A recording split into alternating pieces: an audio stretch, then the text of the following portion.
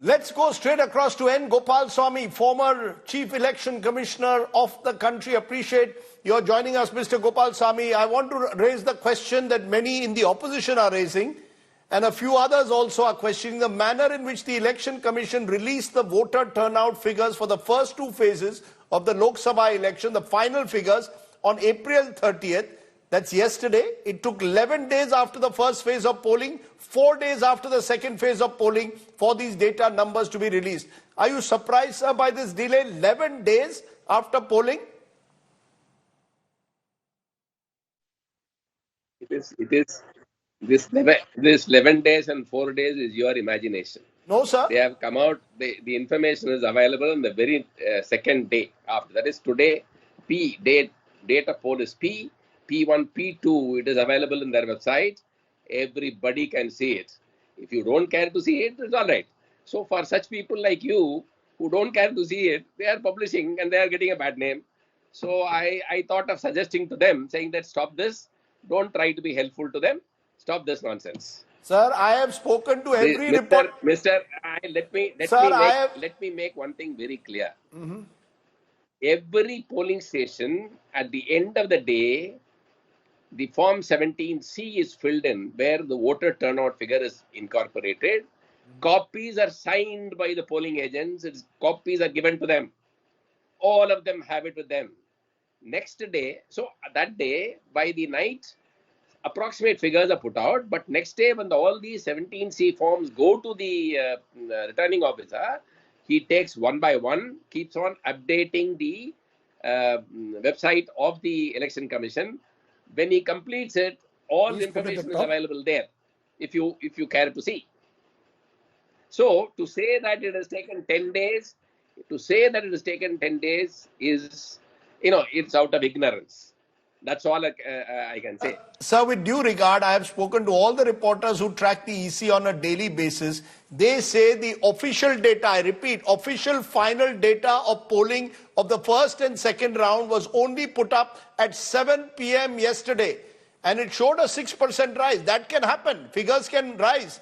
But it took 11 days for the official data to finally be put up by the EC on their website. 11 days? No, that is, you see, official data. Sorry, sir. Official data is available on the website on the third day. No, sir. That is the official data.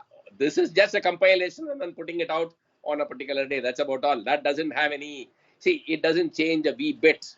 It's the same thing. But if you don't have a time to look at that, they are trying to be helpful to you to put it out in a manner which you can look at in the newspapers or as a handout to the press. But it is already available. Not only it is available in the website, each candidate knows which polling station polled how many, because he has got the agents. Agents get a copy of what is Form 17C copies.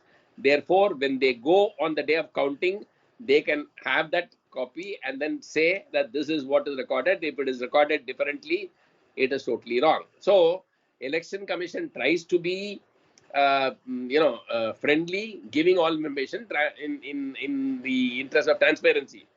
But if they do something which is more than what is asked for, and you find fault with it, is unfortunate. Sir, I am not finding fault, Mr. Gopalaswami. I am reflecting a growing concern. The official data, I repeat, sir, was made available publicly on their website only after 11 days. You're saying it was there right through the website. They were updating it on the website. The polling figures were constantly being revised. The final revision, sir, though, took place 11 days later. Normally, this is done within 2 days, 3 days. No. Sorry, sir. Sorry. It is available on the website on the third day. After that, there is no change at all. You see, look, the procedure is something like this. There is a software package is available with the polling, every polling station. They keep updating it. That figure is only an approximate figure because, at a given point of time at 11 o'clock, 1 o'clock, 3 o'clock, all 1500 in a assembly parliamentary constituency may or may not be able to upload it. So it is an approximate figure. By end of the evening, whatever figure is available, that is come out, that the RO of that area or the CEO comes out with it as an approximation. They make it very clear. In fact, in Chennai, they said 72 plus or minus 2. But conveniently, everybody forgot that plus or minus 2 and published at 72. And when the actual figure came at 69 point something, they all said, no, look, it is being, fuddled. No, that's nothing of that kind at all.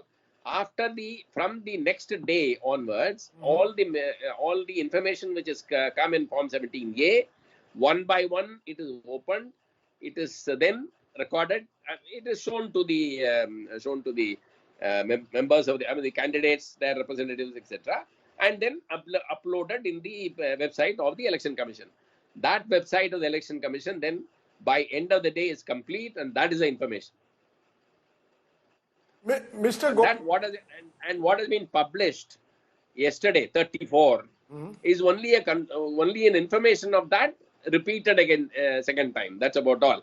Now, I am after your query, after your comments that 10 days of delay, this and another, I am advising them, please don't do this. Don't try to be helpful to them.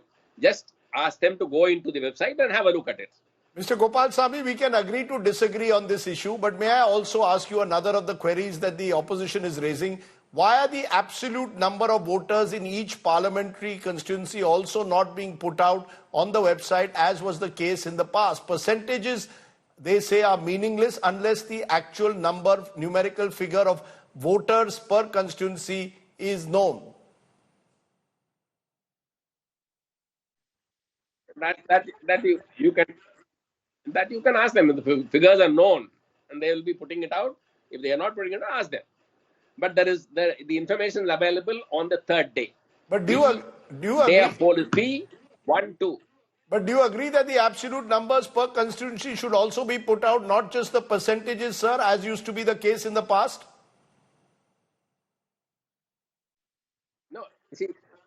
No, absolute numbers are available in the website. So if they are not putting it out, it doesn't really matter because it is already there.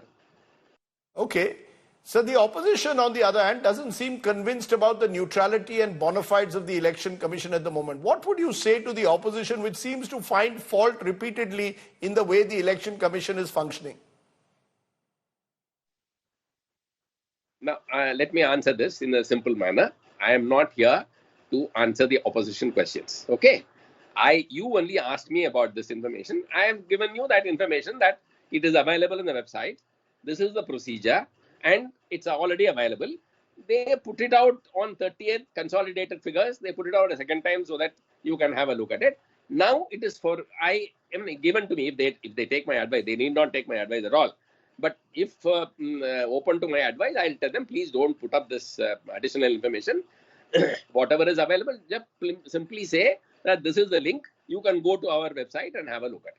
Mr. Gopalaswami, I will ask again, are you completely confident that the Election Commission is not being influenced at any level by the government of the day in any manner? Just, for example, if I may say so, for hate speech, when alleged hate speech charges are made against top leaders from the Prime Minister onwards, the Election Commission does not send a notice to the Prime Minister, to the President of the BJP. Then a notice in the case of Rahul Gandhi is also not sent to Rahul Gandhi, but to the Congress President for some equivalence. Are you confident the Election Commission cannot be bullied by anyone? Rajdeep Sadesai, let me answer this question one simple. You wanted me to talk. Your people contacted me. You wanted me to talk about the issue of the publication of information. I have answered it. Beyond that, I have nothing to say.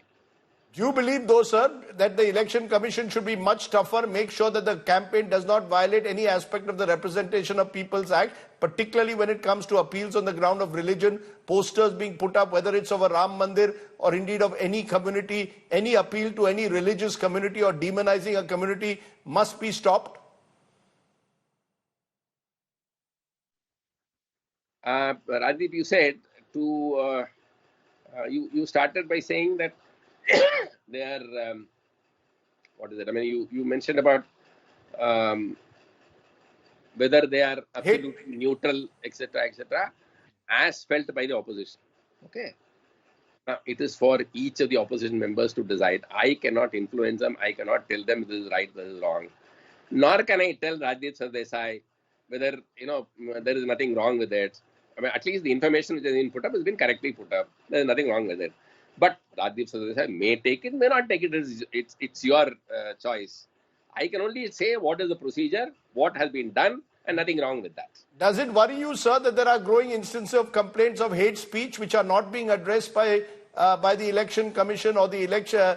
The politicians don't seem to take much concern about the notices that are being sent to them, even though they seem prima facie to amount to a brazen violation of the code of conduct, sir. Do you believe that doesn't all of this trouble you at all as a former chief election commissioner? See, definitely there is more hate speech which is going around. And it's for the commission to take note of it and do whatever they want to. Whatever they have done. If you think that it is not sufficient enough, tell them what more should be done. Who am I to tell you what to say? Who am I to tell them what to say and what not to do? So it's not me. For example, today the historian Ramchandra Guha, for example, has tweeted saying he's never seen such a toxic, high-pitched, hate-filled campaign. Do you believe that there is a need to relook at the model code of conduct and put fear in politicians who appeal on the grounds of religion or seek to divide communities in the process? The model code of conduct is a document which has been put up by the political parties. It is being administered by the election commission. Now, if the political parties feel that model code of conduct has to be strengthened, let them all get together and strengthen it. Who says no?